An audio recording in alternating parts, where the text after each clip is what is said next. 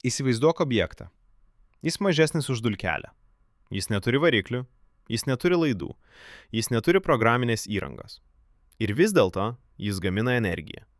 Jis perneša krovinius, jis kopijuoja informaciją, jis taisosi pats. Ir tam tikrų momentų jis pasidalyja į dvi beveik identiškas kopijas.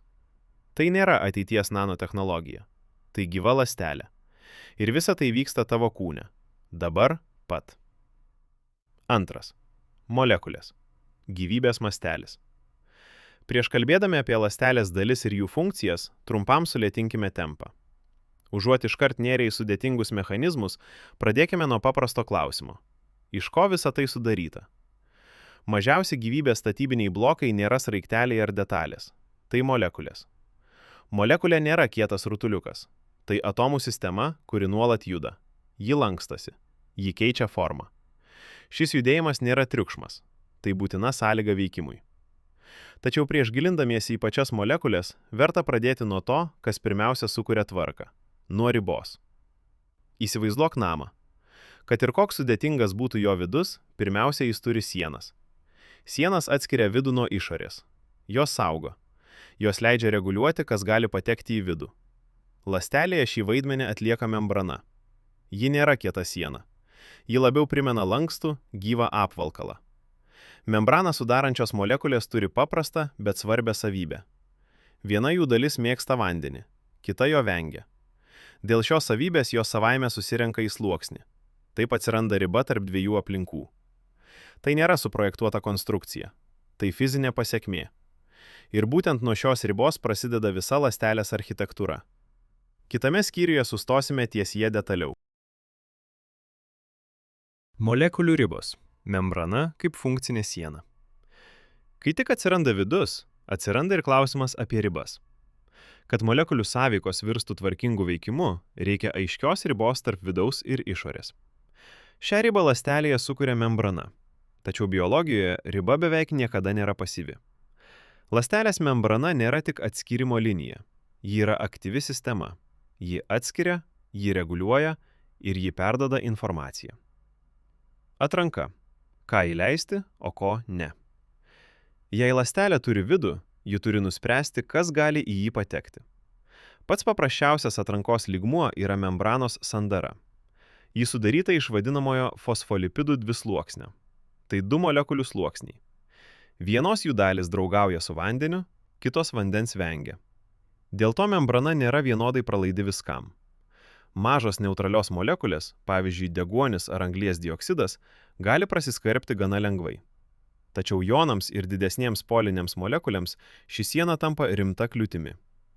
Vien pasyvios atrankos nepakanka, todėl į membraną įterpti baltymai. Vieni jų sudaro jonų kanalus. Jie leidžia konkretiems jonams judėti per membraną tik tam tikromis sąlygomis. Kiti veikia kaip aktyvūs pernešėjai. Jie naudoja energiją tam, kad perneštų medžiagas prieš jų koncentracijos kryptį. Vienas gerai žinomas pavyzdys yra natrio ir kalio siurblys. Jis nuolat palaiko skirtingą jonų pasiskirstimą ląstelės viduje ir išorėje. Taigi membrana ne tik leidžia ar neleidžia, ji aktyviai formuoja vidinę aplinką. Energijos valdymas. Nematoma įtampa. Atranka dar nėra energija. Energija atsiranda tada, kai sukuriamas skirtumas. Membrana palaiko nevienodą jonų pasiskirstimą ląstelės viduje ir išorėje. Šis skirtumas vadinamas elektrocheminiu gradientu. Pati idėja paprasta. Kai vienoje pusėje kažko yra daugiau nei kitoje, atsiranda įtampa. Sistema tampa pasirengusi darbui. Tai galima palyginti su vandeniu aukštai esančiame rezervuare. Kol vanduo laikomas aukštai, jis nieko nedaro. Tačiau jis turi potencialą. Ląstelėje vietoj vandens veikia jonai, dažniausiai protonai, o vietoj turbinos veikia baltyminiai kompleksai. Vienas svarbiausių jų yra ATP sintazė. Ji naudoja protonų srautą tam, kad pagamintų energijos molekulę – ATP. Be membranos, kuri leidžia sukaupti šį skirtumą, toks procesas būtų neįmanomas. Todėl membrana yra ne tik siena. Ji yra energijos kaupimo vieta. Informacija. Kaip ląstelė jaučia aplinką. Net turėdama ribas ir energiją, ląstelė būtų akla, jei negalėtų reaguoti į aplinką. Membrana yra vieta, kur ląstelė palaiko ryšį su išoriniu pasauliu. Joje yra receptoriai. Tai baltymai, kurie atpažįsta labai konkrečias molekulės, pavyzdžiui, hormonus ar signalinius junginius. Svarbu tai, kad signalas nepatenka į vidų kaip objektas. Išorinė molekulė prisijungia prie receptoriaus. Receptorius pakeičia savo formą. Šis formos pokytis ir yra signalas. Tai galima palyginti su durų skambučiu. Lankytojas neįeina į namą, tačiau paspaudus mygtuką, viduje kažkas įvyksta. Ląstelėje šis signalas perduodamas toliau. Vienas baltymas pakeičia kito būseną. Taip išorinis įvykis tampa vidiniu procesu. Ląstelė gali pakeisti, kurie genai yra aktyvūs. Ji gali perjungti medžiagų apykaitą. Ji gali pradėti dalymasi arba jį sustabdyti. Dažniausiai ląstelė gauna ne vieną signalą. Atsakas priklauso nuo jų derinio, nuo stiprumo ir nuo trukmės. Todėl membrana veikia ne kaip jungiklis. Ji veikia kaip sprendimų vieta. Membrana kaip sprendimų vieta. Apibendrinkime. Membrana nėra tik riba. Ji sprendžia, kas patenka į vidų. Ji palaiko skirtumus, kurie virsta energija. Ir ji leidžia ląstelei jausti aplinką. Be membranos ląstelė būtų tik cheminių reakcijų mišinys. Membrana sukuria tvarką. Tai pirmoji vieta, kur gyvybė pradeda elgtis kaip sistema. Toliau galime judėti gilyn, į tai, kas vyksta šios ribos viduje. Baltymai. Ląstelės darbininkai ir mechanizmai. Jei membrana yra ląstelės siena ir valdymo riba, tai baltymai yra tie, kurie iš tikrųjų atlieka darbą. Be jų genetinė informacija liktų pasyvi, o cheminė energija neišnaudota. Ilgą laiką žmonės net nesuprato, kas iš tikrųjų vyksta gyvose sistemose. Dar XIX amžiuje chemikai pastebėjo, kad ląstelėse yra medžiagų, kurios elgiasi kitaip nei įprasti cheminiai junginiai. Gerardus Mulder jas aprašė kaip atskirą klasę, o Jons Jakob Berzelius pasiūlė pavadinimą proteinai, pabrėždamas jų esminę reikšmę gyvybei. Iš pradžių manyta, kad baltymai yra tik struktūrinės ar maistinės medžiagos. Tik 20-ajame amžiuje įvyko lūžis. Eduard Buchner parodė, kad cheminės reakcijos gali vykti net už gyvos ląstelės ribų. Tai reiškia, kad gyvybės jėga slypi ne mistikoje, o pačiose molekulėse. Vėliau Linus Pauling ir Robert Corey aprašė, kaip baltymai susiformuoja į pasikartojančias struktūras. O Christian Anfinsen eksperimentiškai įrodė, kad baltymo trimatė forma yra užkoduota jo sudedamųjų dalių sekoje. Kitaip tariant, baltymas pats žino, kokią formą turi įgyti. Struktūriškai baltymai sudaryti iš amino rūgščių. Tai mažos molekulės sujungtos į ilgą grandinę. Tačiau pati grandinė dar nieko nereiškia. Ji turi susilankstyti į A tikslę trimatę formą. Galima įsivaizduoti baltymą kaip ilgą virvę. Paleista ji būtų beformė. Tačiau tam tikromis sąlygomis ji pati susiriša į sudėtingą mazgą. To mazgo forma lemia, ar baltymas taps fermentu, kanalu, receptoriumi ar atraminė struktūra. Net labai mažas struktūros pokytis gali visiškai pakeisti funkciją. Tai panašu į šiek tiek deformuotą raktą. Jis vis dar atrodo kaip raktas, bet spynos jau nebeatidaro. Baltymų veikimas remiasi trimis paprastais principais – atpažinimu, prisijungimu ir pokyčiu. Pirmiausia, baltymas atpažįsta tam tikrą molekulę. Tai vyksta pagal formą ir cheminės savybės. Tai nėra kieta rakto ir spynos schema. Greičiau tai primena ranką ir pirštinę. Abi pusės šiek tiek prisitaiko viena prie kitos. Kai molekulė prisijungia, baltymo forma pasikeičia. Būtent šis pokytis ir yra veiksmas. Jis leidžia pernešti joną, pagreitinti cheminę reakciją arba perduoti signalą. Po to baltymas grįžta į pradinę būseną ir gali veikti vėl. Viena molekulė gali atlikti tą patį veiksmą tūkstančius ar net milijonus kartų. Kasdienėje analogijoje baltymas primena automatinės duris. Jos atpažįsta žmogų, atsidaro, leidžia praeiti ir vėl užsidaro, pasirengusios kitam. Šiandien žmonės jau ne tik stebi baltymus, bet ir juos kuria. Naudojant genetinę inžineriją, ląstelėms suteikiamos instrukcijos gaminti žmogaus suprojektuotus baltymus. Vienas, insulinas, augimo hormonai, daugelis vakcinų ir terapinių antikūnų yra baltymai pagaminti bakterijose ar mielėse. Tai rodo, kad suprasdami ryšį tarp struktūros ir funkcijos, galime kryptingai įsikišti į biologinius procesus. Šiuolaikinės technologijos leidžia net numatyti, kaip nauja amino rūgščių seka susilankstys. Tai panašu į įrankio projektavimą dar prieš jį pagaminant. Svarbu suprasti, kad baltymai neveikia kaip nuolat besisukančios mašinos. Jie įsijungia tik tada, kai to reikia. Dauguma baltymų egzistuoja keliose būsenose. Prisijungus tinkamai molekuliai, jie pereina iš vienos būsenos į kitą. Tai ir yra pats darbas. Tai galima palyginti su spyruokle. Kol nėra apkrovos, ji ramiai laukia. Atsiradus impulsui, ji išsiskleidžia. Kai impulsas dingsta, viskas grįžta į pradinę padėtį. Baltymai retai veikia po vieną. Dažniausiai jie sudaro tinklus. Vieno pokytis paveikia kitą, o šis dar kitą. Taip susidaro reakcijų grandinės. Tai primena elektros grandinę. Vienas jungiklis gali įjungti visą sistemą. Skirtingai nei kuras, baltymai po darbo neišnyksta. Jie naudojami vėl ir vėl, kol susidėvi arba yra pašalinami. Dėl to ląstelė gali atlikti milžinišką kiekį darbo, naudodama ribotą skaičių komponentų. Tas pats baltymas skirtingomis sąlygomis gali veikti skirtingai. Tai priklauso nuo jonų koncentracijos, energijos prieinamumo, kitų baltymų buvimo ir bendros ląstelės būsenos. Galiausiai baltymai ne tik vykdo instrukcijas, bet ir grąžina informaciją atgal. Jei reakcijų per daug, procesai slopinami. Jei per mažai, aktyvinami. Tai leidžia ląsteliai veikti ne chaotiškai, o kaip savireguliuojančiai sistemai. Jei DNR yra instrukcijų knyga, tai baltymai yra tie, kurie pagal ją dirba. Jie yra darbininkai, mechanizmai, jutikliai ir reguliatoriai. Būtent per juos ląstelė tampa gyva ir prisitaikanti. Molekuliniai motorai – judėjimas ir energijos pavertimas. Iki šiol kalbėjome apie baltymus kaip apie universalius ląstelės darbininkus. Tačiau dalis jų atlieka dar įspūdingesnį darbą. Jie paverčia cheminę energiją kryptingų judėjimų arba mechaninių darbų. Šie baltymai vadinami molekuliniais motorais. Nanomastelyje pasaulis atrodo visiškai kitaip nei mums įprasta. Čia beveik neegzistuoja inercija. Bet koks judėjimas nuolat blaškomas šiluminio triukšmo. Tai aplinka, kurioje klasikiniai varikliai tiesiog neveiktų. Ir vis dėlto, ląstelėje vyksta kryptingas judėjimas. Molekuliniai motorai šią problemą sprendžia ne jėga, o seka ir asimetrija. Jie nenaudoja ratų ar svirčių. Vietoj to jie keičia savo formą griežta tvarka.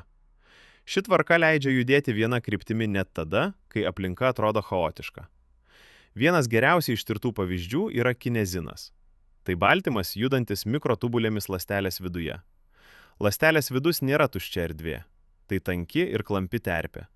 Joje molekulės juda lėtai ir atsitiktinai. Jei ląstelė pasikliautų vien atsitiktinę difuziją, dideli objektai tiesiog nespėtų pasiekti reikiamos vietos. Kinezinas šią problemą sprendžia labai konkrečiu būdu. Jis turi dvi galvas. Šios galvos paeiliui jungiasi prie mikrotubulės. Prisijungus ATP molekuliai, viena galva pakeičia formą. Jie atsikabina ir persikelia į priekį. ATP hidrolizė užtikrina, kad šis procesas vyktų kryptingai. Judėjimas visada vyksta tą pačią kryptimi mikrotubulės atžvilgiu. Svarbu tai, kad kinezinas nejuda sklandžiai. Jis juda aiškiais, diskrečiais žingsniais. Kiekvienas žingsnis atitinka vieną cheminį ciklą. Toks judėjimas puikiai dera su triukšminga aplinka. Jis leidžia išvengti slydimo atgal. Šį mechanizmą detaliai ištyrė Ronald Weil ir Steven Block, naudodami vienos molekulės stebėjimo metodus. Kasdienėje analogijoje kinezinas primena žmogų lipantį laiptais rūke. Kiekvienas žingsnis atliekamas tik tada, kai koja tvirtai pastatyta ant pakopos. Kitas molekulinio variklio tipas veikia ne judėjimu pirmyn, o sukimu. Tai ATP sintazė. Ji yra baltyminis kompleksas esantis mitochondrijų ir bakterijų membranose. ATP sintezė naudoja protonų elektrocheminį gradientą. Kai protonai teka per fermento kanalą, jie sukuria sukimo momentą. Dalis baltymo pradeda suktis. Ląstelėje nuolat vyksta tūkstančiai cheminių reakcijų. Dauguma jų reikalinga energija. Ši energija perdodama ATP molekulės pavidalu. Be nuolatinės ATP gamybos ląstelė labai greitai nustotų funkcionuoti. ATP sukimasis yra būdas paversti išsklaidytą energiją į tvarkingą ir panaudojamą formą. Mechaniniu lygmeniu tai vyksta labai tiksliai. ATP sudaryta iš dviejų pagrindinių dalių. Viena jų yra įtvirtinta membranoje. Kita, katalizinė galvutė, yra ląstelės viduje. Kai protonai teka per membraninę dalį, rotorius pradeda suktis. Šis sukimasis mechaniškai deformuoja katalizinę dalį. Ji paeiliui keičia savo būsenas.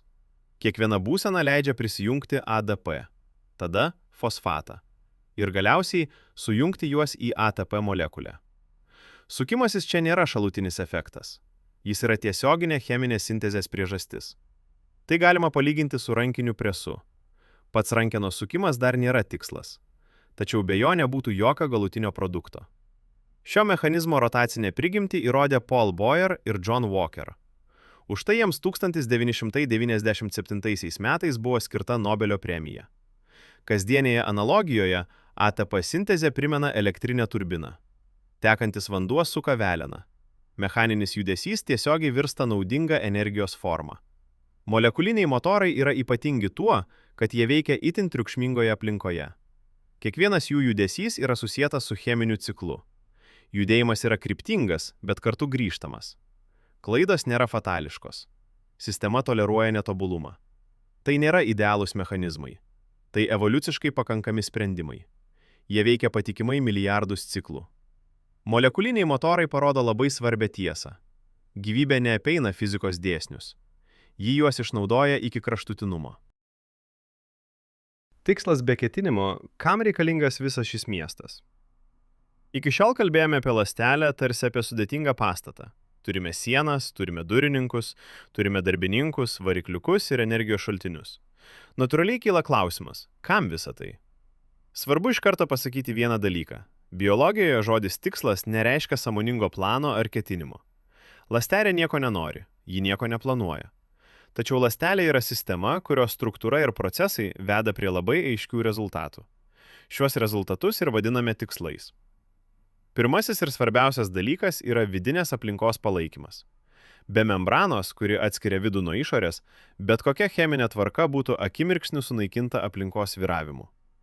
Namas reikalingas tam, kad viduje būtų galima palaikyti kitokias sąlygas nei išorėje. Kitokį jonų balansą, kitokį rūgštingumą, kitokią molekulių koncentraciją. Ši būsena vadinama homeostazė. Jei ši pusiausvyra prarandama, visi kiti procesai tampa neįmanomi. Tačiau vien sienos neužtenka.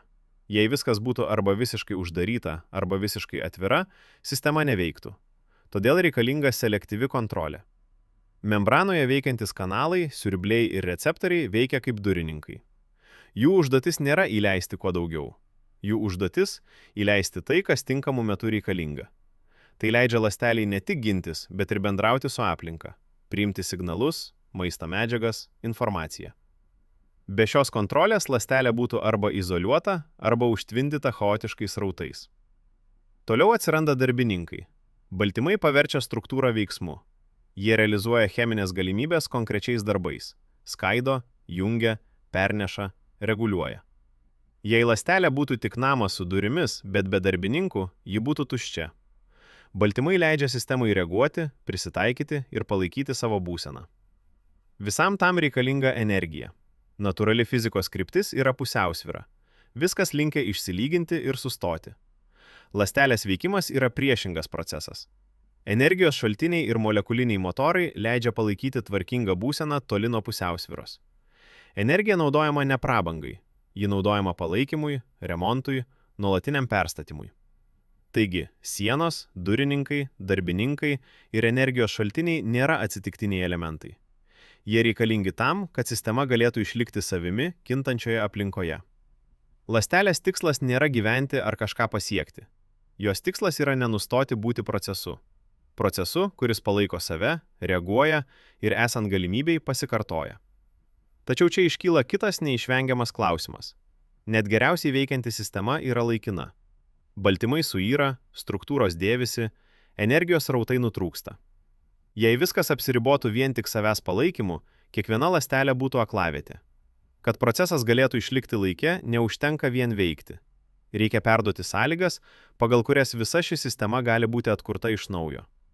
Būtent čia atsiranda informacija, jos saugojimas ir jos kopijavimas.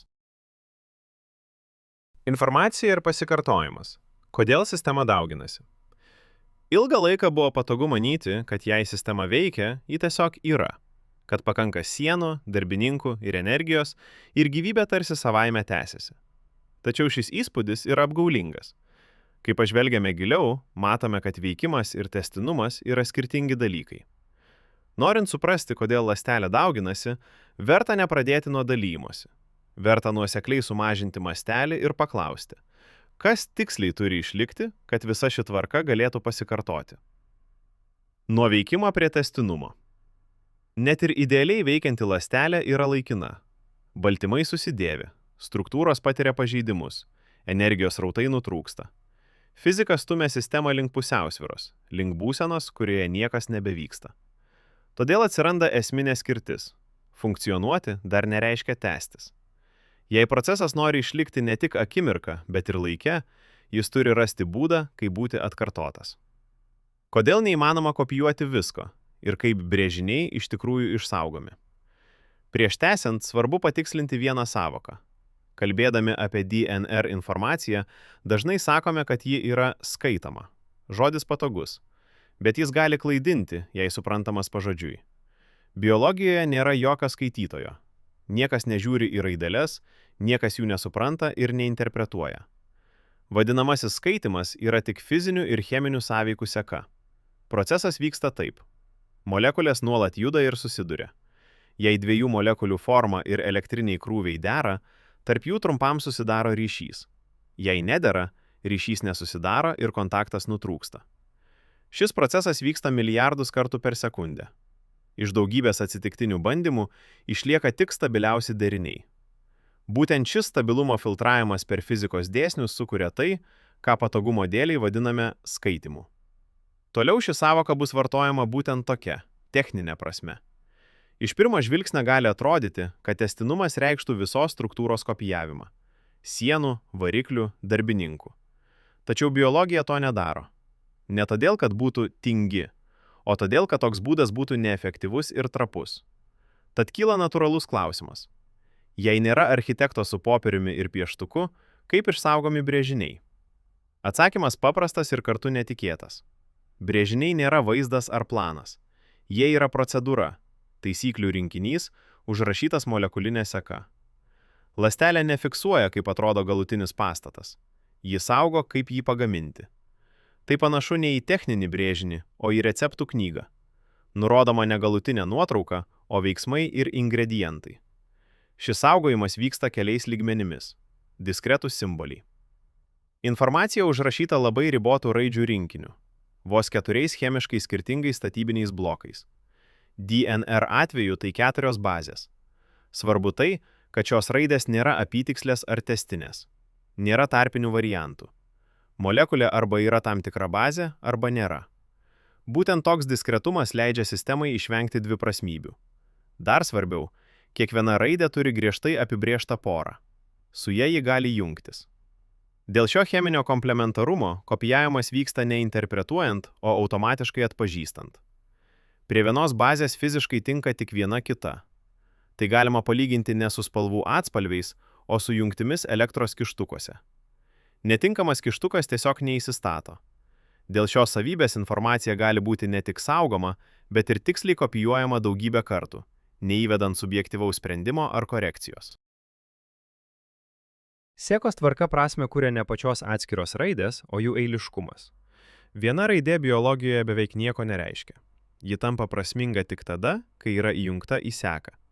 Tas pats 4 raidžių rinkinys, išdėstytas skirtinga tvarka, sudaro visiškai skirtingas instrukcijas. Kaip ir kalboje. Biologijoje ši prasmė nėra abstrakti. Sekos tvarka nulemia, kokia amino rūgščių seka bus pagaminta, o ši seka lemia, kaip baltymas susilankstys. Skirtinga tvarka reiškia kitokią trimatę formą, o tai jau yra kita funkcija. Kitaip tariant, seka veikia kaip instrukcijų algoritmas. Ji nenurodo galutinio vaizdo. Ji apibrėžia veiksmų seką, kuri neišvengiamai veda prie tam tikro rezultato. Dėl šios priežasties net labai nedidelis sekos pokytis, vienos raidės pakeitimas ar perkelimas, gali turėti didelį poveikį. Ne todėl, kad sistema jautri ar trapi, o todėl, kad prasmė slypi santykiuose tarp elementų, o ne pačiose elementuose. Moduliškumas. Instrukcijos suskirstytos į dalis – genus. Tačiau svarbu suprasti, ne visa DNR tiesiogiai koduoja baltymus. Tik dalis sekų naudojamos kaip receptai baltymams gaminti. Jos nurodo, kokią amino rūgščių seką reikia pagaminti, bet didelė DNR dalis atlieka kitus vaidmenis. Ji nurodo, kada pradėti atitikimo atpažinimą, kur jį baigti, kada geną įjungti ar išjungti ir kiek kopijų pagaminti. Baltymų kodavimas vyksta pagal paprastą, bet griežtą taisyklę. Informacija skaitoma po 3 raides vienu metu. Tokia 3 raidžių kombinacija vadinama kodonu. Kiekvienas kodonas atitinka vieną amino rūgštį arba signalą. Tai reiškia, kad baltymo tekstas nėra skaitomas be pertraukų. Skaitimas turi aiškią pradžią ir aiškią pabaigą. Tam naudojami specialūs signalai. Pradžios kodonas nurodo, nuo kur prasideda sintezė. Pabaigos kodonai nurodo, kada ji turi būti nutraukta. Jei šių signalų nebūtų, sistema nežinotų, kur prasideda prasminga instrukcija, o kur ji baigėsi. Tokiu atveju baltymai būtų netvarkingi ir dažniausiai neveiksnūs. Todėl DNR veikia ne kaip vientisas tekstas. Ji veikia kaip struktūruotas dokumentas. Jame yra receptai baltymams. Yra žymos, nurodančios pradžią ir pabaigą. Yra reguliacinės sritis, valdančios atitikimo atpažinimo laiką ir intensyvumą. Būtent šis struktūruotumas leidžia iš to paties raidžių rinkinio sukurti labai skirtingus baltymus ir labai skirtingus veikimo režimus. Kaip instrukcijos tampa struktūra. Kai reikia atkurti struktūrą, brėžiniai nėra nupiešiami, jie vykdomi, žingsnis po žingsnio.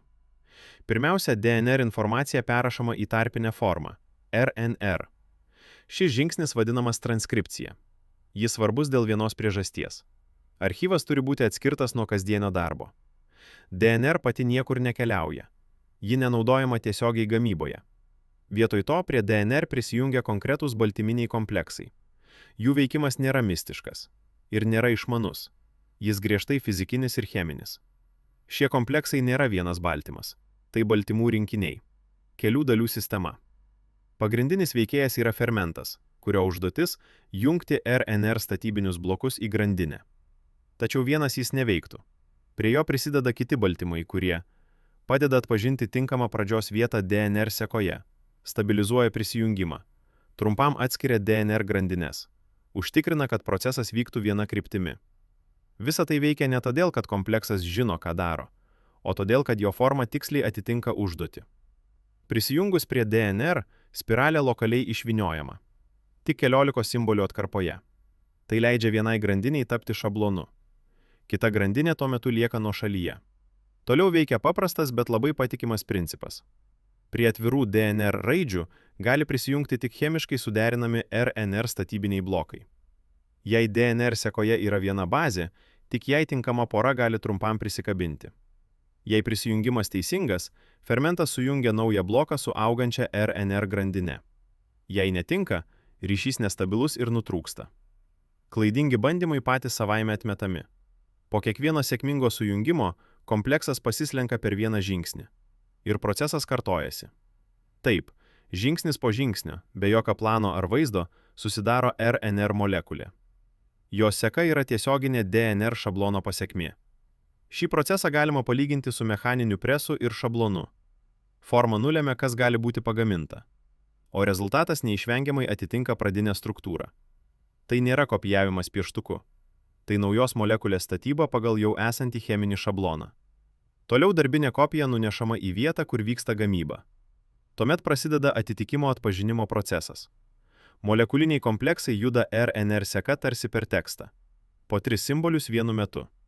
Kiekvienas toks žodis atitinka vieną amino rūgštį. Skaitimas nėra laisvas ar kūrybiškas. Jis griežtai taisyklingas. Tam tikra seka visada duoda tą patį rezultatą. Amino rūgštys jungiamos į ilgą grandinę. Ši grandinė dar nėra funkcinė, tai tik žaliava. Tačiau vos tik jį pagaminama, pradeda veikti fizikos dėsniai.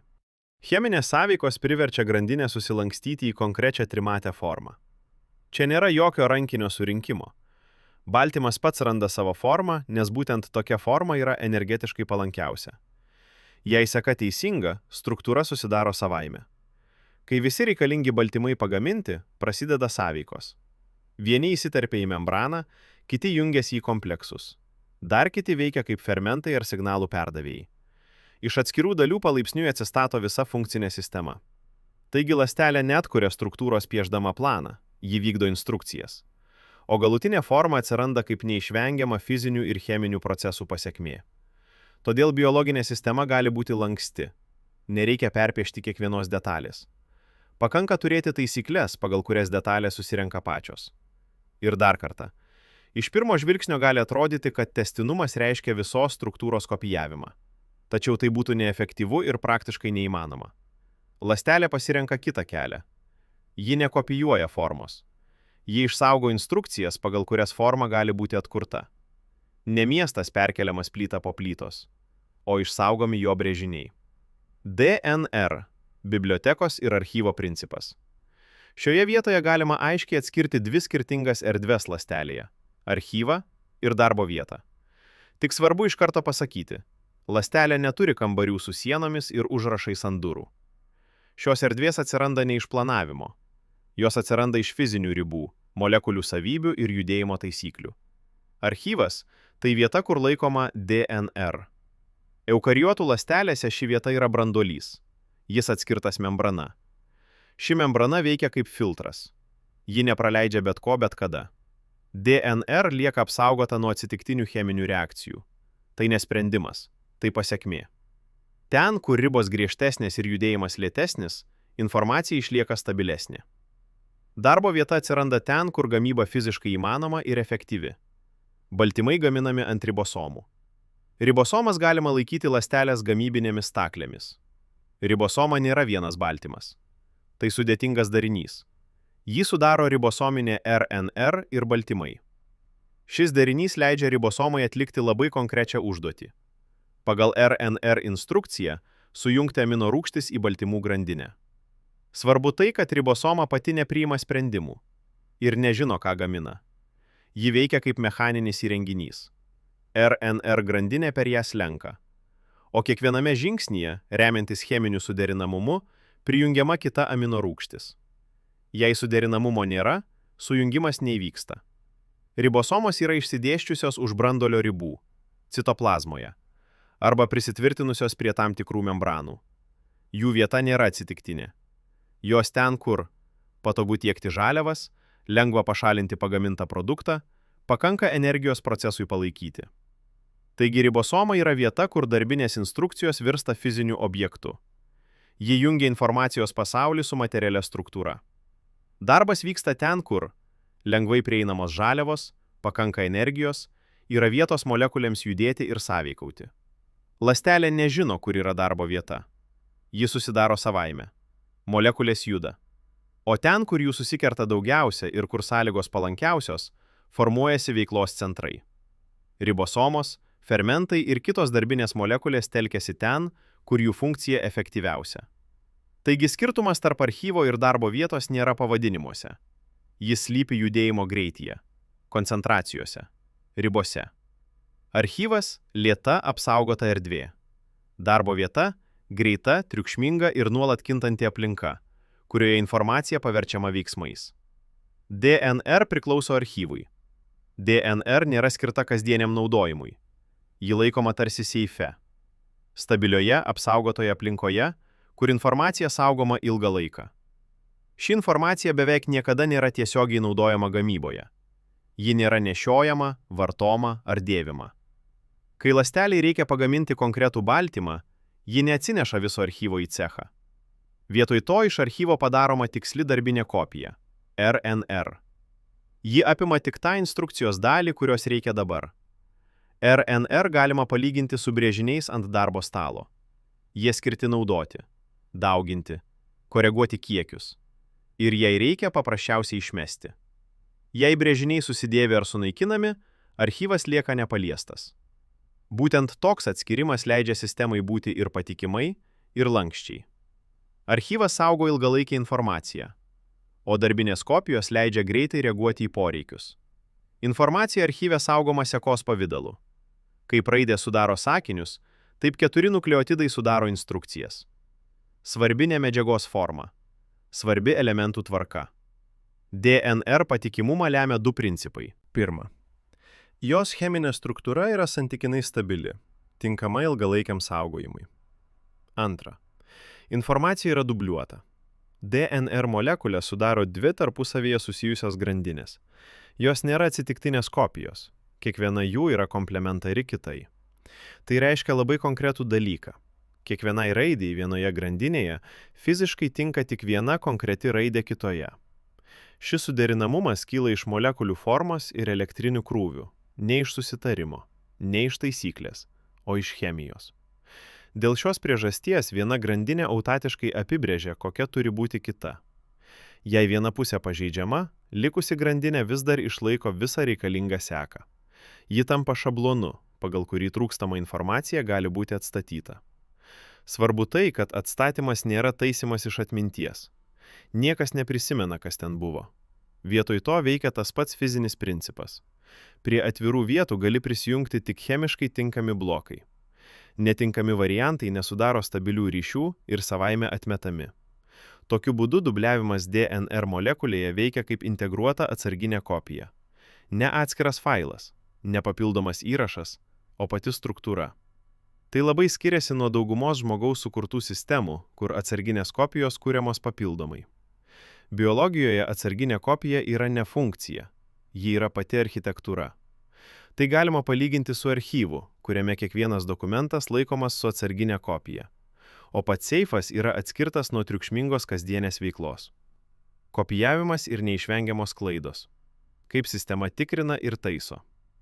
Kai instrukcijos kopijuojamos ar naudojamos, absoliutus tikslumas nepasiekiamas. Tačiau tai nereiškia, kad ląstelė palieka viską atsitiktinumui. Patikimumas pasiekiamas ne vienu stebuklingu patikrinimu. Jis pasiekiamas keliais nepriklausomais filtrų sluoksniais. Tarsi gamykloje, kur klaidos gaudomos skirtingose etapuose. Svarbu atskirti du dalykus. Kas turi būti apsaugota labiausiai? Ilgalaikis archyvas, DNR, ir kas gali būti laikina bei pataisoma? Darbinės kopijos, RNR ir pagaminti baltymai. DNR tikrinimas ir taisymas. Archyvo apsauga. DNR klaidos pavojingiausios, nes jos gali būti perduotos toliau. Todėl ląstelės investuoja daugiausia į DNR apsaugą. Kai DNR kopijuojama, pavyzdžiui prieš ląstelį dalyjantis, kopijavimo mechanizmai veikia kaip rašytojas su integruotu korektoriumi. Pirmas filtras – įstatymas pagal komplementarumą. Naujas blokas prilimpa tik jei chemiškai tinka. Antras filtras – momentinė patikra kopijavimo metu. Jei įstatytas netinkamas blokas sudaro nestabilų derinį, kartais jis pašalinamas ir bandoma dar kartą. Trečias filtras – kontrolė po kopijavimo. Jei vis dėlto lieka neatitikimų, papildomi taisymo keliai ieško nesutampančių porų ir jas pataiso. Be kopijavimo klaidų, DNR nuolat patiria ir išorinius pažeidimus. Ultravioletinę spinduliuotę, jonizuojančią spinduliuotę, agresyvias cheminės medžiagas. Net pačios ląstelės metabolizmo metu susidarančius reaktyvius junginius. Šie veiksniai gali sulaužyti DNR grandinę, pakeisti atskiras raides, arba suklijuoti jas neteisingais ryšiais. Tokiais atvejais pradeda veikti remonto brigados. Tai ne viena sistema. Tai visa grupė specializuotų baltymų, kurių paskirtis – rasti pažeidimus ir juos pašalinti.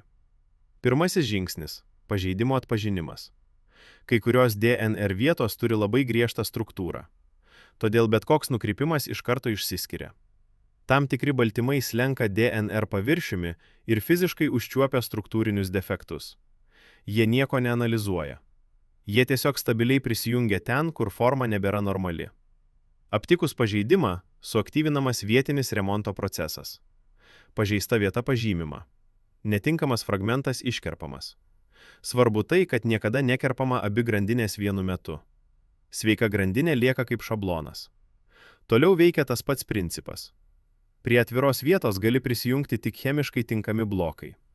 Sveika grandinė nulemia, kokios raidės turi būti įstatytos. Naujas fragmentas įstatomas. Sujungiamas. Atstatoma pirminė struktūra. Galiausiai jungtis užsandarinamos. DNR spiralė vėl įgauna normalią formą. Visa ši seka vyksta vietiškai ir greitai. Dažnai dar prieš ląsteliai pastebint, kad kažkas buvo pažeista. Remonto brigados dirba nuolat. Net tada, kai ląstelė nesidalyja. DNR nėra pasyvus archyvas. Tai archyvas, kuris nuolat tikrinamas, lyginamas ir jei reikia, taisomas. Dėl šios priežasties dauguma pažeidimų nepalieka ilgalaikių pėdsakų. Tačiau egzistuoja ribinės situacijos, kai taisymas tampa neįmanomas. Pavojingiausias atvejis, kai pažeidžiamos abi grandinės toje pačioje vietoje. Tuomet nebelieka sveiko šablono. Nebėra pagal ką atkurti informaciją. Tai galima palyginti su dokumentu, kurio sugadintos abi kopijos. Nebėra su kuo palyginti, kas buvo originalu. Tokiose situacijose ląstelė turi tik kelias galimybės. Kartais ji bando sujungti nutrūkusius galus, remdamasi ne informacijos tikslumu, o struktūriniu suderinamumu. Svarbiausia atkurti vientisumą, net jei dalis informacijos prarandama. Tai leidžia ląstelei išlikti, bet dažnai palieka pakeistą seką. Jei pažeidimas per didelis arba netinkamai sutaisytas, sistema gali atpažinti, kad archyvas tapo nepatikimas. Tokiu atveju ląstelė gali sustabdyti veiklą arba inicijuoti savidestrukcijos programą. Tai nėra sprendimas, tai saugiklis. Geriau pašalinti pažeistą sistemą, nei leisti jai dauginti su sugadinta informacija. Taigi riba tarp taisymo ir netaisymo yra labai reali. Kol bent viena grandinė išlieka, informacija gali būti atkurta. Kai prarandamos abi, sistema pereina į žalos kontrolės sistemą, kuriame svarbiausia ne tikslumas, o bendras sistemos saugumas. RNR klaidos. Kodėl darbinės instrukcijos gali būti netobulos? RNR atlieka kitokį vaidmenį nei DNR. Jei DNR yra ilgalaikis archyvas, RNR yra laikina darbinė kopija, skirta vienai konkrečiai užduočiai ir ribotam laikui. Todėl požiūris į klaidas čia kitoks. RNR klaidos nėra tokios pavojingos, nes jos neperdodamos ateities kartoms. Net jei darbinėje kopijoje atsiranda netikslumas, jis paveikia tik ribotą skaičių pagamintų baltymų ir tik trumpą laiką. Klaidos RNR gali atsirasti keliais būdais. Kartais perrašant informaciją nuo DNR į RNN įterpiama netinkama raidė. Kartais pati RNR molekulė pažeidžiama jau po pagaminimo. Tačiau sistema sukurta taip, kad tokios klaidos retai pasiekia gamybos etapą. Pirma, perrašymo procesas pats savaime yra selektyvus. Netinkami deriniai dažniausiai nestabilūs ir greitai atmetami. Antra, prieš RNR naudojimą ji turi būti struktūriškai tvarkinga. Tik tinkamai suformuotos molekulės efektyviai patenka į ribosomas. Sugadintos ar nebaigtos kopijos dažnai atpažįstamos ir suardomos. Svarbus ekonominis principas. RNR neverta taisyti taip kruopščiai kaip DNR. Kadangi ji laikina ir lengvai pagaminama iš naujo, daugeliu atveju paprasčiau sunaikinti klaidingą kopiją ir pagaminti naują, nei investuoti energiją į sudėtingą taisymą. Net jei klaidinga RNR vis dėlto patenka į gamybą, pasekmės paprastai lieka lokalios. Pagamintas baltymas gali būti neveiksnus arba nestabilus. Tačiau tokie baltymai dažnai greitai atpažįstami kaip brokas ir pašalinami. Sistema leidžia nedidelį triukšmą, nes jis neturi ilgalaikių pasekmių. Taigi RNR klaidų valdymas remiasi ne idealiu tikslumu, o greičiu, pigumu ir ribotų poveikiu. Tai nesąmoningai sugalvota strategija. Tai natūrali pasekmė to, kad laikinos instrukcijos neturi būti saugomos taip pat griežtai kaip archyvas. Klaidos baltymų gamyboje. Kaip sistema tikrina detalės dar prieš surinkimą. Net ir tada, kai RNR instrukcija teisinga, klaidas gali atsirasti pačiame baltymų gamybos procese. Šis etapas ypač svarbus, nes būtent čia informacija galutinai virsta fizinė struktūra. Pagrindinis iššūkis – užtikrinti, kad kiekvienoje vietoje būtų prijungta tinkama amino rūgštis. Baltymai susideda iš dešimčių ar šimtų amino rūgščių. Net viena klaida gali pakeisti galutinę struktūrą. Ši rizika valdoma dar prieš ribosomai pradedant darbą. Kiekviena amino rūgštis į ribosomą patenka netiesiogiai. Ji patenka per specialų pernešėją. Šie pernešėjai veikia kaip adapteriai. Vienas galas atpažįsta konkrečią amino rūgštį, kitas galas dera tik su tam tikra RNR raide. Svarbu tai, kad amino rūgštės priskirimas pernešėjui vyksta su papildoma patikra. Jei netinkama amino rūgštis bando prisijungti, ryšys dažniausiai nestabilus ir nutrūksta. Kai kuriais atvejais veikia ir aktyvus pašalinimas. Netinkama detalė tiesiog išmetama dar prieš patekdama į gamybos liniją. Kai pernešėjas su tinkama amino rūgštimi pasiekia ribosomą, veikia antras filtras. Ribosoma sudaro stabilų ryšį tik tada, kaip instrukcija ir detalė dera tarpusavyje. Netinkami bandymai dažnai nutrūksta savaime, nes nepasiekia energetiškai stabilios būsenos. Tai reiškia, kad daug klaidų pašalinama dar prieš atsirandant galutiniam produktui. Sistema nesiima taisyti jau prijungtų netinkamų amino rūgščių. Ji tiesiog neleidžia joms prisijungti. Šis principas labai svarbus. Vietoj sudėtingo remonto vėliau, klaidos užkertamos kuo anksčiau. Tai pigiau, greičiau ir patikimiau. Net jei klaida vis dėlto praslysta, pasekmės dažniausiai lieka ribotos.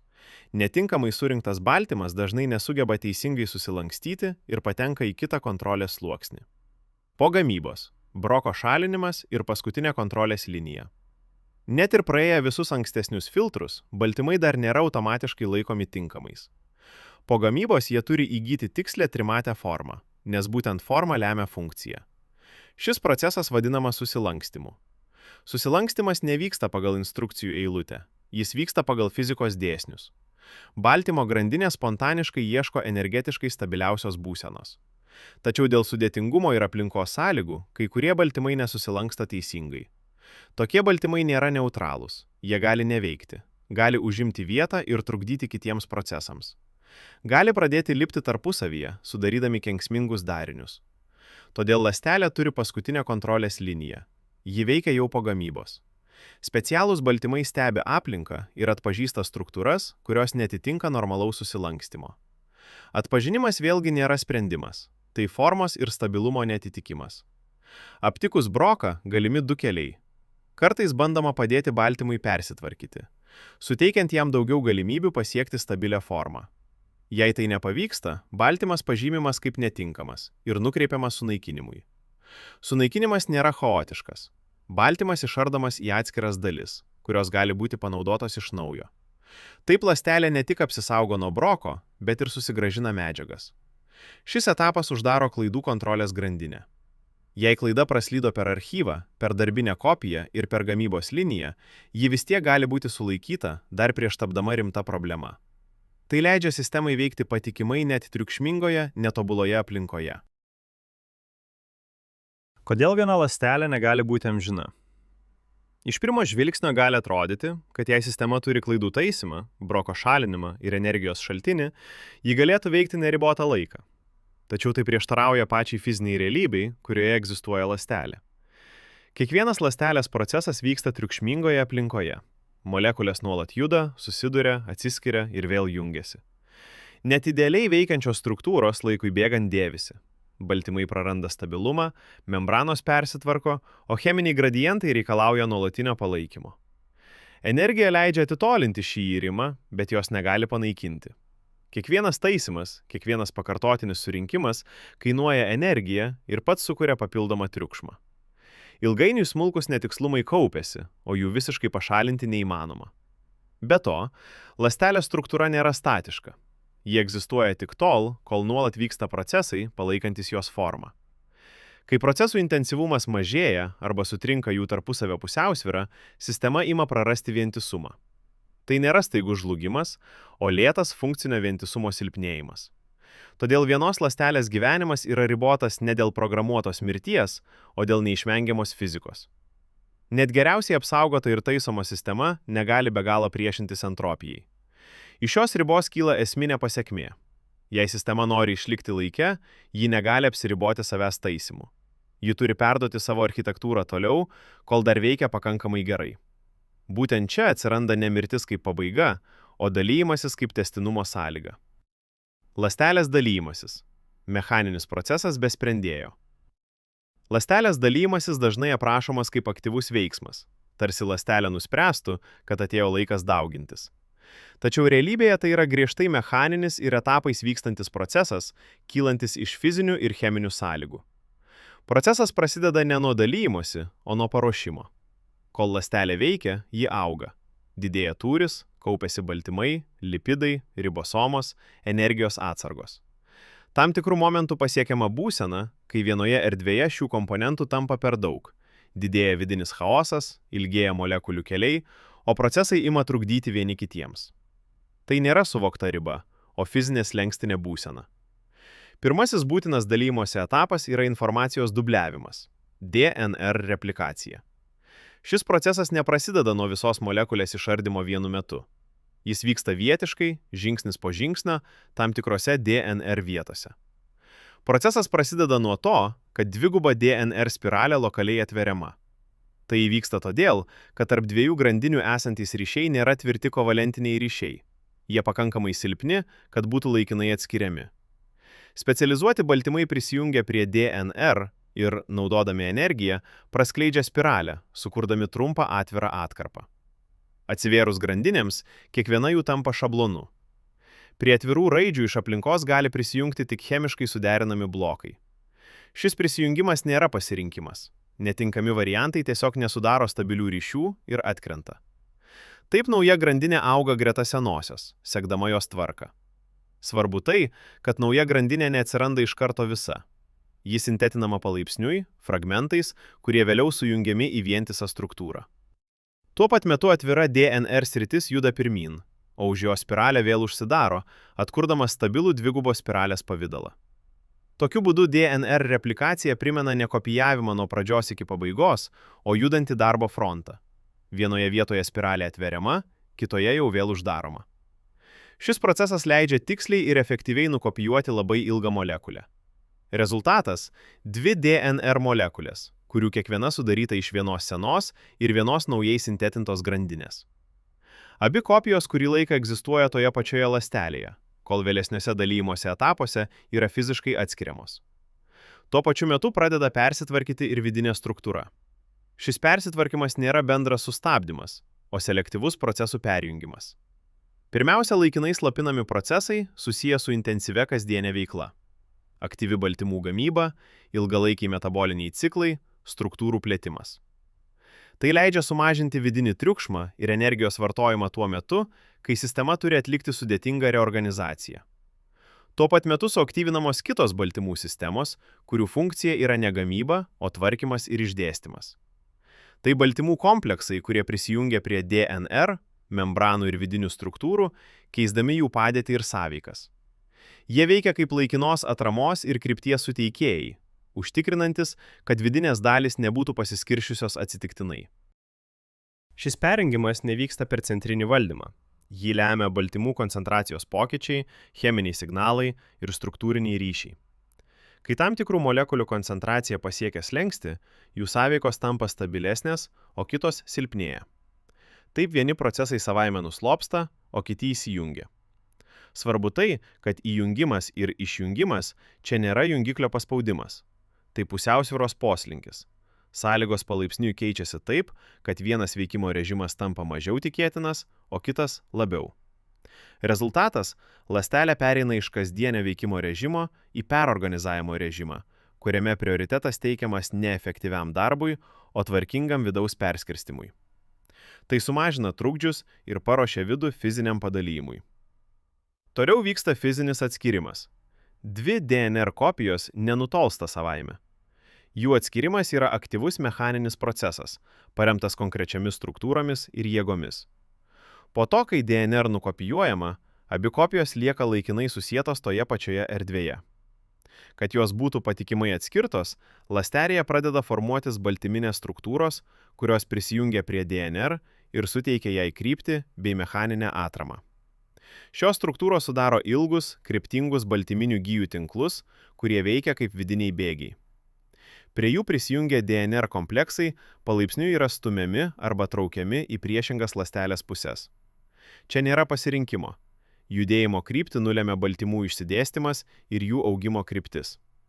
Svarbu tai, kad šios baltyminės gijos pačios auga ir trumpėja, naudodamos energiją. Jų dinamika sukuria jėgas, kurios fiziškai perkelia DNR kopijas. Kai vienoje vietoje gija ilgėja, jis stumia struktūrą tolyn. Kai kitur trumpėja, traukia. Toks mechanizmas užtikrina, kad abi DNR kopijos būtų ne tik atskirtos, bet ir išlaikytos stabiliuose, priešingose pozicijose. Tai sumažina riziką, kad dalyjantis jos atsitiktinai pasiskirstys netolygiai. Taigi DNR atskirimas nėra pasyvus procesas. Tai koordinuotas, bet nevaldomas veiksmas, kuriame baltymų struktūrų fizinės savybės ir energijos srautai lemia galutinį rezultatą. Čia nėra pasirinkimo. Veikia jėgos, kryptis ir prisijungimo vietos. Kai informacija jau atskirta, pradeda formuotis atskirimo riba. Membrana ir vidinės struktūros ima persitvarkyti taip, kad viena erdvė pamažu virsta 2. Šis procesas primena ne pjovimą, o ištempimą ir susiveržimą. Ląstelė tarsi pati save padalyja į 2 dalis. Kai vidinės struktūros jau atskirtos, prasideda membranos fizinio persiveržimo etapas. Paskutinis dalymosi žingsnis. Ląstelės membrana nėra standi sienelė. Tai lanksti, skysta struktūra, sudaryta iš lipidų sluoksnio, kuris gali išsitempti, linkti ir persitvarkyti. Dalymosi metu ši savybė tampa esminė. Tarp dviejų atsiskyrusių DNR regionų ląstelės viduje pradeda telktis žiedinės baltymų struktūros, kurios prisijungia prie membranos vidinės pusės. Šios struktūros nėra pjovimo įrankiai, jos veikia kaip susiveržiantis diržas. Naudodamos energiją, šios baltyminės sistemos palaipsniui trumpėja ir tankėja, traukdamos membraną į vidų. Membrana toje vietoje ima įlinkti, formuodama vis gilesnę įdubą. Procesas vyksta palaipsniui, leidžiant lipidams persitvarkyti ir išvengti plyšimo. Kai įlinkimas pasiekia kritinę būseną, membranos sluoksniai priartėja tiek, kad jų paviršiaus įtempimas tampa nestabilus. Tuomet įvyksta topologinis persitvarkymas. Viena vientisa membrana persitvarko į dvi atskiras uždaras membranas. Svarbu tai, kad membrana nėra perpjaunama. Ji pati persiformuoja, vadovaudamasi fizikos dėsniais, paviršiaus įtempimu, elastingumu ir energijos minimumu. Galutinėme etape susidaro dvi atskiros ląstelės. Kiekviena jų turi savo uždarą membraną, vidinės struktūras ir vieną DNR kopiją. Pasiskirstimas nėra matematiškai idealus, bet yra pakankamai tvarkingas, kad abi ląstelės galėtų pradėti savarankišką veikimą pagal tą pačią architektūrą. Taigi ląstelės dalymasis nėra nei sprendimas, nei tikslas. Tai mechaninė pasekmė to, kad veikianti sistema pasiekia ribą, kurioje jos tęstinumas įmanomas tik per pasikartojimą. Slenksčiai. Kada dalymasis prasideda? Svarbu pabrėžti, kad ląstelės dalymasis neprasideda pasirinkimu ar sprendimu. Nėra momento, kai ląstelė nusprendžia, jog dabar jau laikas. Vietoj to egzistuoja slenksčių sistema, būsenos, kuriuose senasis veikimo režimas tampa nestabilus, o dalymasis labiau tikėtinas. Pirmasis slengstis susijęs su dydžiu ir tūriu. Augant ląstelei, jos tūris didėja greičiau nei paviršiaus plotas. Tai reiškia, kad medžiagų pernaša, šilumos ir energijos pasiskirstimas tampa vis sudėtingesni. Pasiekus tam tikrą ribą, palaikyti tvarkingą vidinę aplinką tampa energetiškai neefektyvu. Antras slengstis – vidinių komponentų koncentracija. Baltymai, ribosomos, membraniniai komponentai ir kitos struktūros kaupiasi ne šiaip sau. Kai jų kiekis viršyje tam tikrą tankį, didėja atsitiktinių sąveikų skaičius, procesai ima trukdyti vieni kitiems. Sistema tampa triukšmingesnė, o tai mažina veikimo patikimumą. Trečiasis slengstis susijęs su energijos balansu. Kol energijos gamyba viršyje poreikius, sistema gali palaikyti tvarką ir taisyti smulkius pažeidimus. Tačiau augant ląsteliai, energijos poreikis didėja neproporcingai. Atsiranda būsena, kurioje efektyviau netaisyti ir palaikyti, o perskirstyti resursus į dvi mažesnės sistemas. Egzistuoja ir laiko slengstis. Kai kurios molekulės ir struktūros turi ribotą stabilumo laiką. Jei per šį laiką neįvyksta perskirstimas, didėja negrįžtamų pažeidimų rizika. Dalymasis tampa ne pasirinkimu, o būdu išvengti per didelio nusidėvėjimo. Visi šie slenkščiai veikia kartu. Nė vienas iš jų nėra absoliutus ar vienintelis. Dalymasis prasideda tada, kai keli veiksniai vienu metu pasislenka tą pačią kryptimi ir sistema savaime pereina į dalymosi režimą. Taigi dalymosi pradžia nėra signalas ar komanda. Tai būsenos pasikeitimas, panašus į fazių perėjimą fizikoje. Pasiekus tam tikras sąlygas, senoji būsena tampa nestabili, o naujoji neišvengiama. Šioje vietoje galima trumpam nusišypsoti. Jei žiūrėtume tik į šią logiką, galėtų pasirodyti, kad tokia sistema galėtų gyventi amžinai. Kai tik kaupiasi problemos, ji pasidalyja ir pradeda iš naujo. Tačiau čia slypi svarbi riba. Tai, kas veikia ląsteliai kaip savarankiškai sistemai, ne visada tinka visumai, sudaryta iš trilijonų tokių sistemų. Organizme dalymasis tampa ne tik sprendimu, bet ir rizika. Ir būtent čia prasideda kitas, daug pavojingesnis klausimas. Kas nutinka, kai klaida ne tik išlieka, bet ir perduodama toliau? Kada klaida tampa paveldima? Ne kiekviena klaida ląstelėje turi ilgalaikių pasekmių. Didžioji dalis netikslumų atsiranda laikinuose procesuose – baltymų gamyboje, RNR kopijose, struktūrų susilankstime ir yra arba pataisomos, arba tiesiog išnyksta kartu su savo nešėjais. Tokios klaidos nepalieka pėdsako ateityje. Klaida tampa paveldima tik tada, kai ji paliečia ilgalaikį informacijos archyvą – DNR ir išlieka iki ląstelės dalymosi momento. Tik tokiu atveju ji gali būti perduota dukterinėms ląstelėms. Svarbu pabrėžti, kad net ir DNR klaidos dažniausiai neišgyvena. Kaip jau aptarta ankstesniuose skyriuose, archyvas yra saugomas keliais apsaugos ir remonto sluoksniais. Dauguma pažeidimų aptinkami ir ištaisomi dar prieš tai, kai informacija panaudojama ar nukopijuojama. Tačiau jokia sistema nėra absoliuti. Kartais klaida atsiranda tokioje vietoje, kur ją sunku atpažinti, nėra pakankamai iškraipanti struktūrą, kad būtų iš karto pastebėta, arba įvyksta tuo metu, kai remonto mechanizmai yra mažiau efektyvūs. Jei tokia klaida išlieka ir DNR nukopijuojama jau su netikslumu, ji tampa nuolatinė tos ląstelės ir visų jos palikuonių savybė. Nuo šio momento klaida nebėra laikinas triukšmas, ji tampa variacija. Svarbus momentas. Paveldima klaida nebūtinai yra žalinga. Dauguma jų yra neutralios. Jos nepastebimai pakeičia struktūrą, bet neturi aiškaus poveikio veikimui. Kai kurios gali net šiek tiek pagerinti prisitaikymą prie konkrečių sąlygų. Ląstelės ir organizmai netikrina, ar klaida gera ar bloga. Vienintelis kriterijus paaiškėja vėliau, ar sistema su šia klaida sugeba veikti ir išlikti. Jei taip, klaida lieka. Jei ne, linija nutrūksta. Šioje vietoje labai svarbu suprasti, kad paveldimumas nėra planas ar tikslas. Tai neišvengiama pasekmė to, kad informacija kopijuojama ir perduodama laike. Kai tik egzistuoja kopijavimas, atsiranda ir galimybė, kad kažkas bus nukopijuota šiek tiek kitaip. Taip klaida pereina ribą. Nuo trumpalaikio netikslumo iki ilgalaikio pokyčio, galinčio paveikti ne vieną ląstelę, o visą jų liniją. Įvairovė be plano. Kas nutinka, kai paveldimos klaidos susikaupia? Kai paveldimos klaidos nėra pašalinamos, jos kaupiasi linijomis, ne pavienėmis ląstelėmis. Kiekvienas dalymasis perneša ne tik veikiančią architektūrą, bet ir smulkius netikslumus, kurie patys savaime dažniausiai neturi aiškaus poveikio. Svarbu suprasti, kad šis kaupimasis nėra kryptingas. Klaidos neatsiranda todėl, kad sistema siektų pokyčio. Jos atsiranda kaip kopijavimo šalutinis efektas, o jų išlikimas priklauso tik nuo to, ar sistema su jomis vis dar sugeba funkcionuoti. Iš pradžių dauguma paveldimų klaidų yra neutralios. Jos šiek tiek pakeičia detalės, bet nepažeidžia bendros struktūros. Tačiau laikui bėgant, neutralūs pokyčiai gali pradėti sąveikauti tarpusavyje.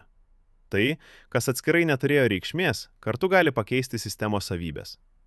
Kai aplinkos sąlygos išlieka pastovios, tokie pokyčiai dažnai lieka nepastebimi. Tačiau pasikeitus aplinkai, energijos šaltiniams, temperatūrai, cheminiai sudėčiai, net ir nedideli struktūriniai skirtumai gali tapti lemtingi. Vienos linijos ima veikti šiek tiek patikimiau, kitos šiek tiek prasčiau. Čia svarbu pabrėžti. Sistema nevertina pokyčių iš anksto. Nėra mechanizmo, kuris nuspręstų, kuri variacija bus naudinga ateityje. Vertinimas vyksta tik per faktą, ar linija su konkrečiu pokyčių rinkiniu sugeba tęstis ar nutrūksta. Taip iš pavienių klaidų atsiranda įvairovė. Ne todėl, kad kažkas ją suplanavo, o todėl, kad kopijavimas laike, kartu su neišvengiamu netikslumu, sukuria skirtumus.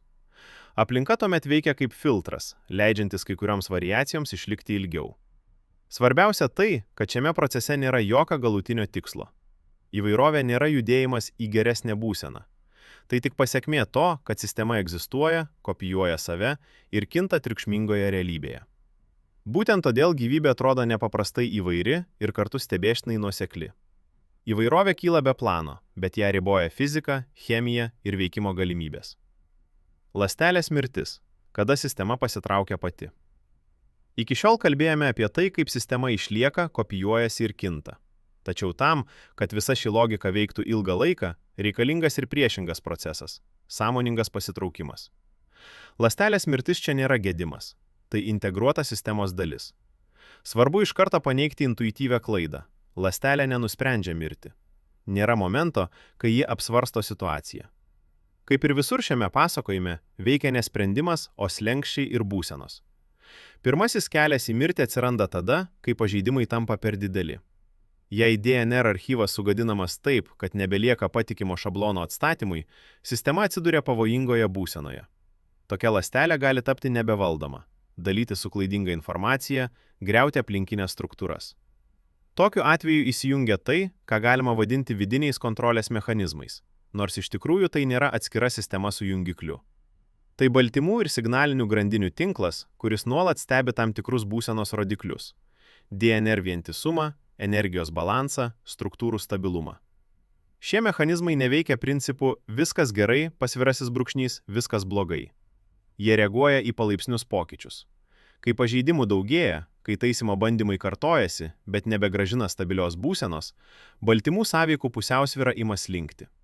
Ryšiai, palaikantis gyvybės procesus, silpnėja, o kiti, susiję su ardymu ir sustabdymu, tampa stabilesni. Perėjimas į kitą režimą čia nėra sprendimas. Tai slenkstinis procesas. Pasiekus tam tikrą pažeidimų ir nestabilumo lygį, gyvybės palaikymo būsena tampa energetiškai nepalanki. Tuo pat metu aktyvuojamos reakcijos, kurios nutraukia pagrindinius ciklus, suskaido struktūras ir izoliuoja potencialiai pavojingus komponentus. Svarbu tai, kad šis perėjimas dažnai yra negrįžtamas. Kai tik pusiausvyra persislenka už tam tikros ribos, sistema nebegrįžta į ankstesnę būseną, net ir pagerėjus sąlygoms. Tai veikia kaip saugiklis, užkertantis kelią nestabilios sistemos tęstinumui. Taigi kontrolės mechanizmai neapsisprendžia, o paklūsta fizikai. Kai tęstinumo palaikymas tampa brangesnis ir pavojingesnis nei nutraukimas, pati sistemos dinamika persijungia į ardymo režimą. Antrasis kelias susijęs su neatitikimu visumai. Daugialąsteliame organizme ląstelės egzistuoja ne kaip savarankiškos sistemos, o kaip didesnės architektūros dalys. Jei ląstelė nebeatlieka savo funkcijos, pradeda siųsti netinkamus signalus arba tampa perteklinė, jos išlikimas ima kenkti visumai. Tokiose situacijose aplinkos signalai pakeičia vidinę pusiausvyrą taip, kad gyvybės palaikymo procesai nuslopsta. Trečiasis kelias – nesėkmingas veikimas.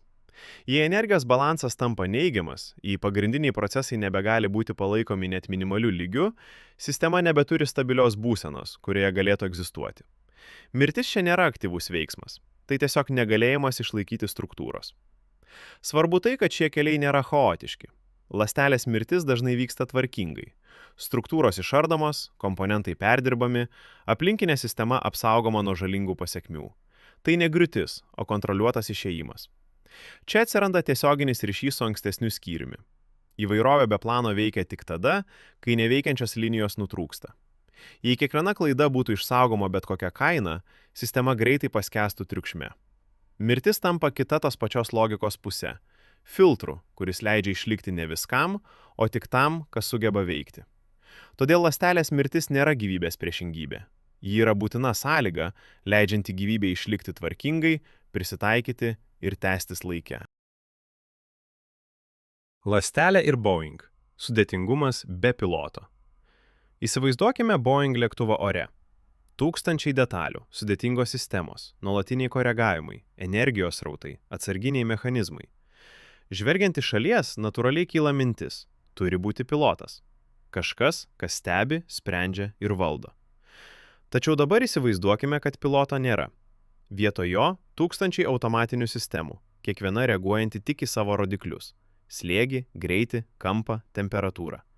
Ne viena jų nemato visumos, bet kartu jos palaiko stabilų skrydį. Jei sąlygos peržengia ribas, sistema nebenusprendžia, o nebesugeba išlaikyti skrydžio režimo. Ląstelė veikia stulbinamai panašiai. Joje nėra centrinio valdymo pulto, nėra stebėtojo, nėra piloto. Kiekviena molekulė žino tik tai, su kuo ji gali jungtis ir ką leidžia fizikos dėsniai. Sudėtingas, tvarkingas elgesys atsiranda ne iš plano, o iš tūkstančių lokalių sąveikų.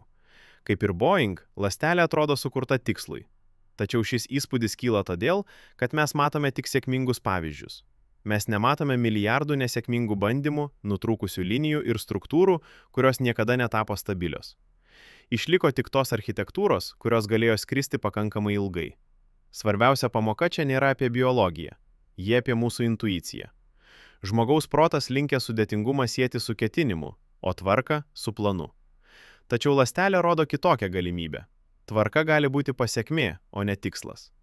Kai Boeing laikosi ore ne todėl, kad nori skristi, o todėl, kad jo konstrukcija ir sąlygos tai leidžia, taip ir ląstelė gyva ne todėl, kad siekia gyvybės, o todėl, kad tam tikromis sąlygomis tokia būsena yra stabili. Tai nenuvertina gyvybės, priešingai, tai ją dar labiau stebina. Nes visa, ką vadiname gyvenimu, atsiranda ne iš komandos ar plano, o iš aklos, bet nepaprastai produktyvios fizikos, kuri kartais leidžia materijai elgtis taip, lyg ji būtų gyva. Sistema, kuri kuria pati save. Jei žengėme dar vieną žingsnį toliau, galime įsivaizduoti ne vieną Boeing ir ne vieną oro uostą, o visą aviacijos sistemą, kuri veikia be centrinio planuotojo.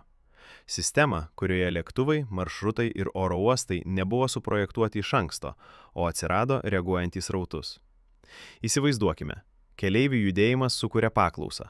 Paklausa lemia, kur verta statyti oro uostus. Oro uostų buvimas keičia srautus. Maršrutai adaptuojasi.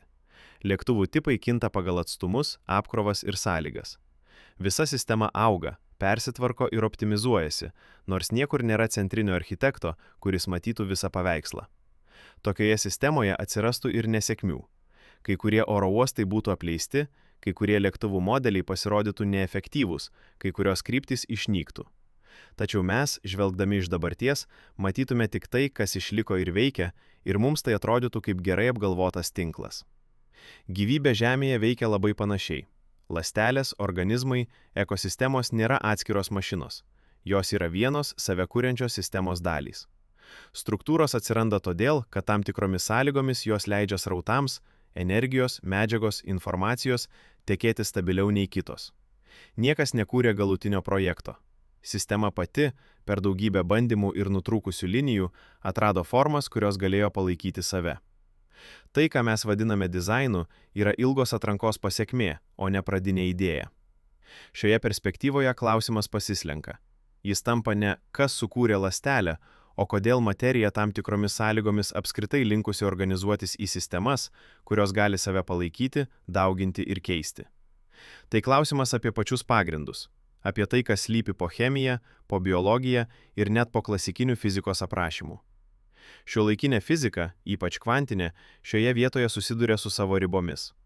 Kvantinėme lygmenyje materija nebėra daiktai įprasta prasme. Tai tikimybių būsenos, sąveikų galimybės ir fluktuacijos. Dalelės neturi aiškiai apibrėžtų savybių tol, kol jos nesąveikauja, o pats objekto apibrėžimas tampa kontekstinis. Ir vis dėlto, iš šio giliai neapibrėžto pagrindo kyla stabilios struktūros. Iš mikroskopinio chaoso atsiranda makroskopinė tvarka. Kvantinės būsenos, kurios pačios yra trumpalaikės ir trapios, kolektyviai gali sudaryti struktūras išliekančias minutes, metus ar net milijardus metų. Kodėl kai kurios konfigūracijos tampa stabiliomis salomis tikimybių jūroje, o kitos išnyksta beveik akimirksniu, tebėra atviras fizikos klausimas. Šis klausimas jau nebepriklauso vien biologijai. Jis jungia termodinamiką, kvantinę mechaniką, informacijos teoriją ir filosofiją. Neatsitiktinai šiuolaikinėje fizikoje informacija vis dažniau laikoma fundamentaliu dydžiu, susijusiu ne tik su žiniomis, bet ir su energija, entropija bei galimų būsenų skaičiumi. Šioje šviesoje gyvybė nebeatrodo kaip atsitiktinė anomalija visatoje. Ji panašėja į ypatingą energijos ir informacijos srautų režimą, kurį leidžia visatos dėsniai. Kvantinės fluktuacijos suteikia galimybės, termodinaminiai dėsniai atrenka stabilias trajektorijas, o laikas leidžia šioms struktūroms būti išbandytoms ir išfiltruotams. Ir galbūt būtent čia slypi giliausia šio pasakojimo mintis. Ne tai, kad pasaulis buvo suprojektuotas kaip mašina, o tai, kad pats pasaulis gali būti nuolat vykstantis procesas, kuriame iš fundamentalaus neapibrėžtumo spontaniškai kyla tvarka, struktūros ir sistemos. Be projekto, bet ne be dėsnių.